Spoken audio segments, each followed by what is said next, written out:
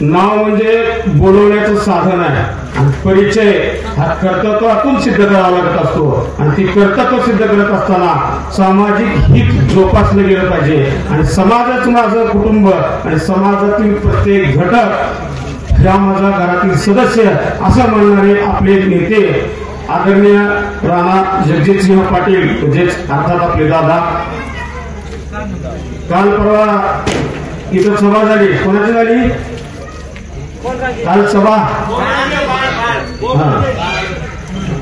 तर बघा ना काय गंमत आहे, म्हणे ते सगळ्यांच्या मिसकॉलला कॉल देतात. ऐकलंय, बराच वेळेस ऐकलं, पण विकासाच्या मिसकॉलला कधी कॉल दिलेला पाहिजे हो? कधीच नाही. आणि इतकं खोटं बोलणं चालू केलंय भयंकर. परवा फेसबुकला पोस्ट बघितली आहे, त्याच्यामध्ये स्पष्टपणे सांगितलंय खासदार साहेब चुकीचा विचार करून खोटा प्रचार आपण या ठिकाणी करत आहात. रेटून बोलायचंच फक्त ठरवून आला.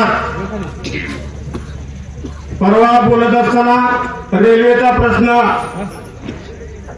म्हणाले, राणादादांचा काय विषय आहे त्या रेल्वेच्या प्रश्नाचा, लोकसभेत आहेत का? परंतु तुमचे नेते आदरणीय जे काय मुख्यमंत्री ठाकरे साहेब असतील त्यांच्या काळामध्ये जो महाराष्ट्र शासनाचा वाटा होता 459 कोटी जवळपास, तो त्यांनी भरलाच नाही.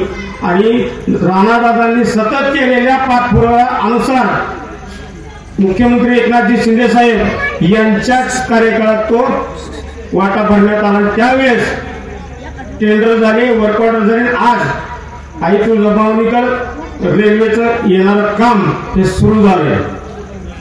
प्रत्येक विषयात खोटं बोलायचं, प्रत्येक विषयात खोटं बोलायचं. कुठला निधी त्यांनी आणला का? विकास कामावर कुठली चर्चा कधी केली का? मी आमच्या ठिकाणी विकास केलाय, तमक्या ठिकाणी विकास केलाय एक सांगावं त्यांनी. आणि आल्यानंतर आपणही त्याला प्रश्न करायला हवे. ज्यांचा प्रचार करायला आले होते ते काँग्रेसचे उमेदवार इथील सध्या विद्यमान जिल्हा परिषद सदस्य 2 वेळेस दिले. पहिल्यांदा उभारत असताना त्यांनी ओबीसी हक्कभंग केला का नाही? मान्य सगळ्याला नाही. आणि ठळक दिसणारं एकही काम कुठेही केलेलं नाही. या 5 वर्षात तर गेल्या जिल्हा परिषदला येऊन मतदान घेऊन जे गेले त्याच्यानंतर कोणाच्या मरणादारी आले नाहीत ना कोणाच्या तोरणादारी आले नाहीत. हे करायचं नाही. आणि अशा लोकांना आपण मतदान द्यायचं का? त्यांचा स्तर काय बोलण्याचा, ह्याची भाषा काय बोलण्याची?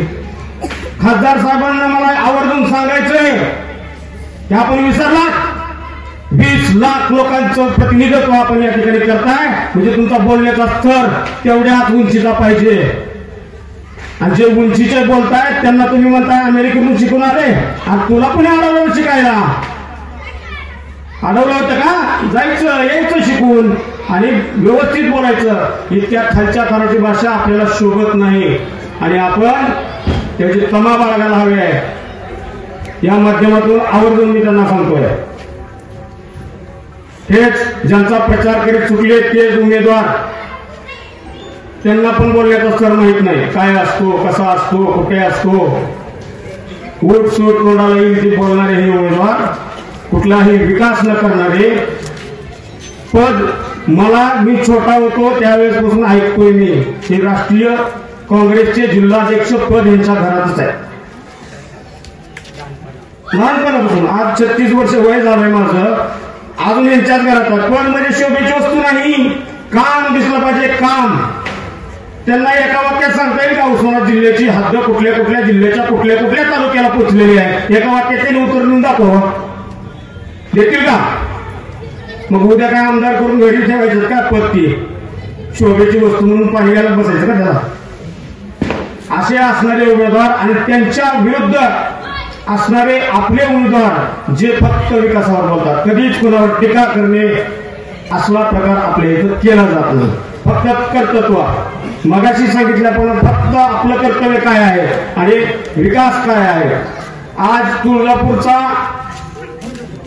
विकास जो कायापालट आहे तो कुठल्या धर्तीवर चाललाय तर बालाजी देवस्थानच्या सगळे कामं चालू आहेत. 2000 कोटीचा निधी आणलाय. ह्याच्या अगोदर पण निधी आणला होता. त्यांनी सांगते भाषणात की आमच्या विलासराव देशमुख साहेबांनी आणला. हो, निश्चित आणला होता. 300 कोटी रुपयाचा तुळजापूर विकास प्राधिकरणाचा निधी आणला होता. पण त्याच्यानंतर 1 रुपया कधी कुठून कुणीच आणला नाही. फक्त तो आणलाय तो राणादादांनी आणला.